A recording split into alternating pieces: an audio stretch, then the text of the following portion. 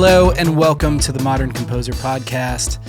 My name is Steven. I'm a composer and I want to help you get your music on film, television, and media projects. I want to help you create a sustainable income and I want to help you get out there and start a career in music licensing.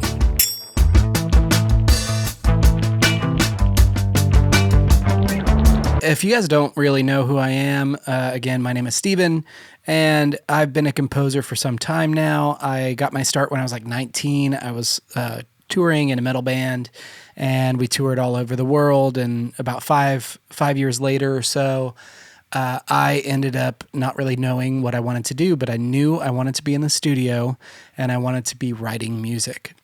So I tried the writer thing for a while, where you're writing for like I think I tried once. I live in Nashville, and I tried once to write like a country song, like right when I was done with the band, and I realized that I hated that. That was not what I wanted to do. I wrote with a few writers in town, and I didn't really feel like I had any real vision for what I wanted to do. And in the back of my mind, I always wanted to get into writing music for films because that was something that excited me. And I've always loved film music. I've always loved watching movies and all that stuff. So eventually one day somebody asked me if I wanted to score their documentary, and that began just kind of a love affair with film music. Years later, I didn't know what to do with those tracks. I had them. I scored the film for free. And so I just had these tracks just laying around. And an old friend of mine started a licensing company called Soundstripe. At the time, it was called Level O or Lavello. And eventually, they let me put my music on there, and I started to make some money. And I started making more music for them. And eventually, I went on staff for them as a staff composer. So that is how I kind of got my start into licensing music and writing music for licensing projects. Now I do a lot of custom compositions. I scored my first feature film this year, and I work on a lot of commercials and stuff like that.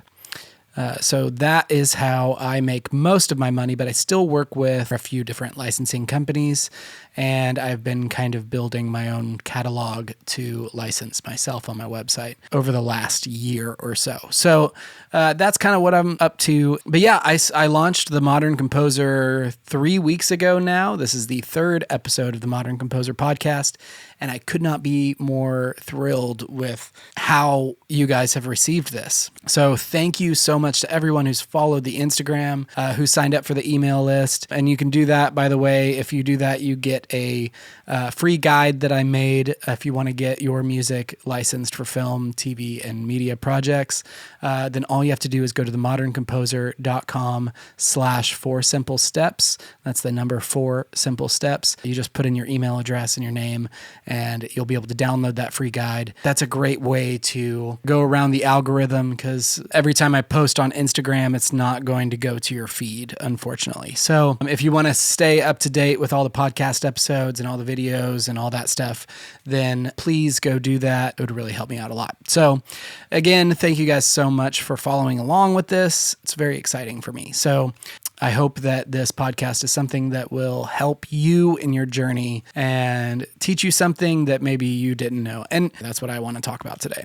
What would I do if I was starting now?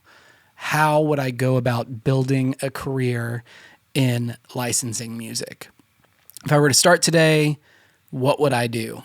Over the years, I've done a crazy amount of research. I've talked to other composers, and I've kind of developed what I would do if I were starting over, just because it's a fun exercise. But I've also talked to a lot of people like you about what you should do, knowing what I know about the industry and knowing the ways that you can get into it and what you should be doing. I've been able to talk to a lot of you and kind of give you some guidance in that way. And so the things we're going to talk about today is You want to make a realistic plan and stick to it. You want to set aside time every day to make music.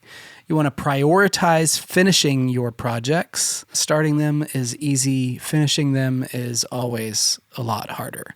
You want to create a repeatable creative process for yourself that you could do over and over and over again, because this is a quantity game as much as it is a quality game. So you want to create that repeatable creative process for yourself, and you want to build your business, because this is a business. Don't be confused.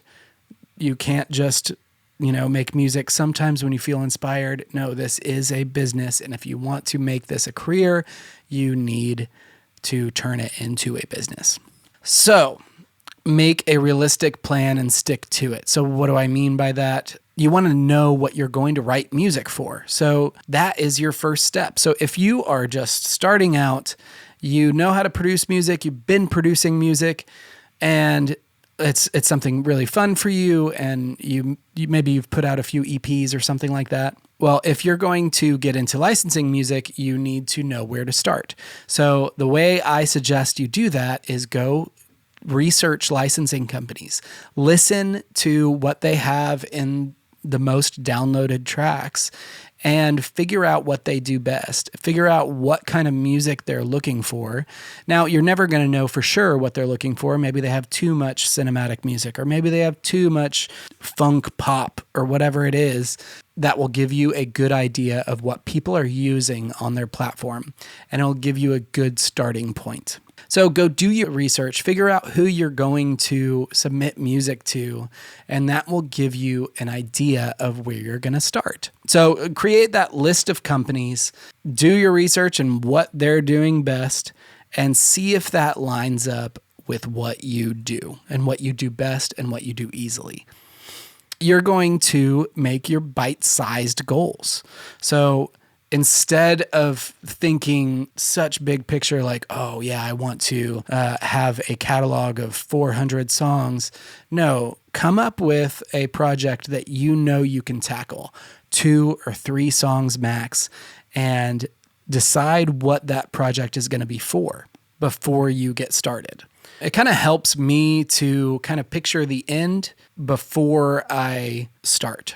What that means for me is I might picture the end of, like, if I'm working on a 3-song release or a 5-song release or something like that, I'm going to maybe do the artwork first, and that'll give me an idea of the direction that I'm going. So say I'm writing epic cinematic tracks for trailers.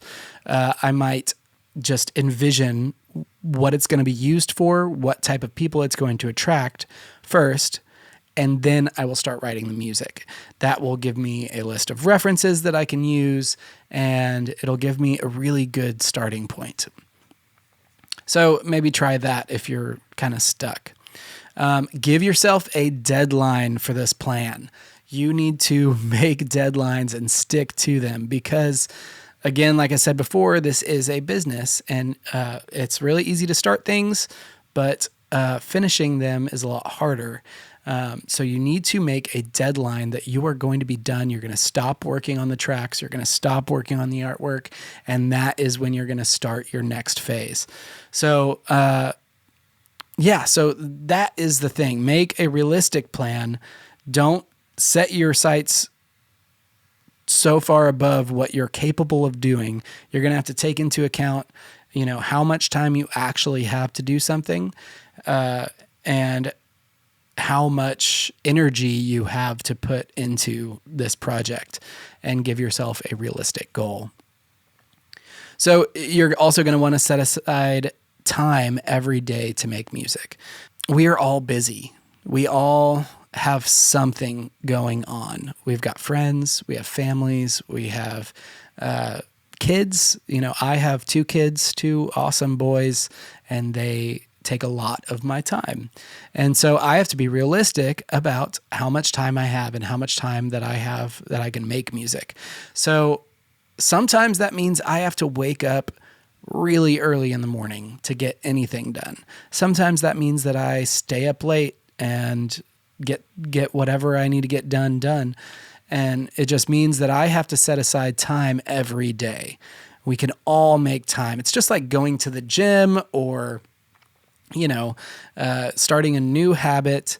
You make time for it. So that is something that we all kind of have to do. And so when you have your plan, then you make time to actually fulfill that plan. And once you finish your first release, you're going to want to keep making those releases. So then you're going to want to prioritize finishing your product. What I mean by this is, I don't know if you're like me, but I have the tendency to keep working and working and working on something, and I might remix it like 15 times because it's honestly never good enough for me. And I've realized over the years that it will never be good enough for me, but it will be good enough for whoever is going to use it. So I can literally tell you that everything that I've ever put out, there's something about it that bothers me. I would love for that not to be the case, but that really is the case. So I've had to learn over the years that I need to prioritize finishing the product, finishing the project. So whatever that takes for you, just do it. Maybe it means you set your date that you're going to be done and you give yourself a number of revisions that you can do. Sometimes what that's looked like for me is I'll give myself 2 days to work on a track. I'll work on that track. At the end of the second day, I'll just stop. I'll walk away. And the next day I'll listen to it once. I will write notes to what I want to change. And then I will go through and methodically check those notes off. And you try and do it without emotion because, again, you will want to change a bunch of stuff. So methodically check those boxes and listen to it one more time, and you're done. If you don't want to be the final say, you can send it to a trusted friend or another composer friend of yours and get their opinion on it. And once you get their opinion on it, get their notes, do those notes, and then be done. Prioritize finishing your projects. Create a repeatable creative process for yourself. By that, I mean, a lot of times we think that we have to reinvent the wheel every time we start a new project. We think we need to try something no one has ever done before or come up with some idea that seriously no one has ever put in a song, But that is, I look at the Beatles, right? So the Beatles, they were some of the most creative and prolific writers, but they also knew the formulas. They knew the formulas of what they needed to do to get the song made, and then they'd give themselves the creative freedom. So they had their repeatable creative processes, and they would go back to them all the time so that they can continue to be prolific. If you're struggling to find a creative process, I have a course that's in pre-sale right now. It's called the Sync Process Challenge, and it is designed to walk with you from the beginning of your project all the way to pitching to licensing companies. So each module is something you do in a week. In the first week, you learn how to research the licensing companies, come up with your plan. In the second week, you learn to craft your ideas and get those started. And in the third week, you're going to learn how to produce those tracks in a sync-ready way, make them larger than life. And you'll kind of learn some of the tips and tricks that professionals use to get their songs to be sync-ready. In the fourth week, you're going to learn how to mix and master your tracks. And in the fifth week, you will learn how to pitch yourself like a pro to these licensing companies. So if you're interested in that, you can go to themoderncomposer.com/sync-process-challenge and check that out. So the last thing that I wanted to talk about is building your business. This is definitely a business. You are the business owner. You are the head of your department. Even if you're writing for other licensing companies, this is your business. So you're the CEO. So you kind of have to take on some of that responsibility. So some things that you can do to further this, definitely create a website where you can kind of centralize your music. So maybe use your website to pitch your music to licensing companies. You can use your website as a landing page for directors and producers and editors who find your music on licensing companies and want to know more about you. They can find you easily by typing your name into Google and your website comes up. So make sure you create a website for yourself. It's okay if it's simple. It's okay if it's just like a picture of yourself and some music that you've made and a small write-up of a bio of what you do, what kind of music you make, and what it's for. It's really great to keep track of email addresses. So like you're going to be emailing a ton of licensing companies, and you want to make sure you keep track of those email addresses, when the last email was that you sent to the licensing company, so you aren't sending too many emails or too little. You want to make sure that you're just staying on top of that. So have some spreadsheet or something like that to where you know who you're emailing and when the last time you emailed them was. You can use something like a CRM, like HubSpot or something, but a lot of times that's just a little bit overkill in my opinion.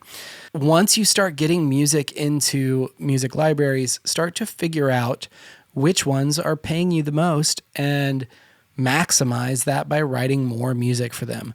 You're going to want to keep track of which tracks are getting the most licenses and making you the most money and repeat that process over and over and over again. Whatever you did to make that track, do it again, do it again, do it again. This is definitely, I think I said it before, this is a numbers game. It's quality for sure, but it's definitely quantity. So if you're getting started right now, you want to make as much music as possible. That is the thing that is going to turn heads in this industry.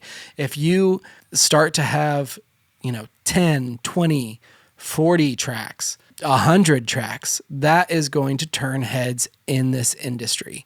If you have the perfect 5-song EP and you stop there, then no one's really going to pay attention to you. That's not good enough for this industry. You need to make a lot of music and you need to make it quickly and it needs to be good. So that goes back to setting aside time every day to make music. Just sit down and make music every day, even if it's for an hour a day or 30 minutes a day.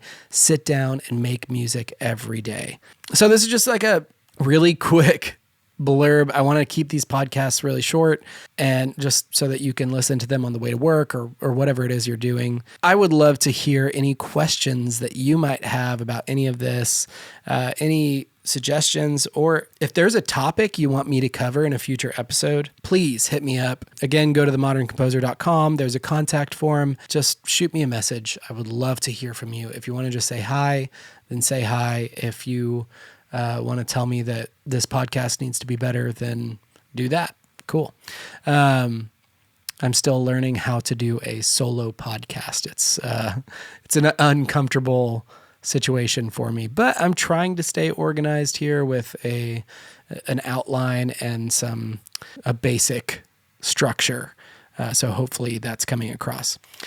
Anyway, I just want to thank you guys again so much for listening to this, and I really hope that it helps you, and I want this to be something that you are getting a lot of value out of. So again, hit me up with any questions. I would love to talk to you.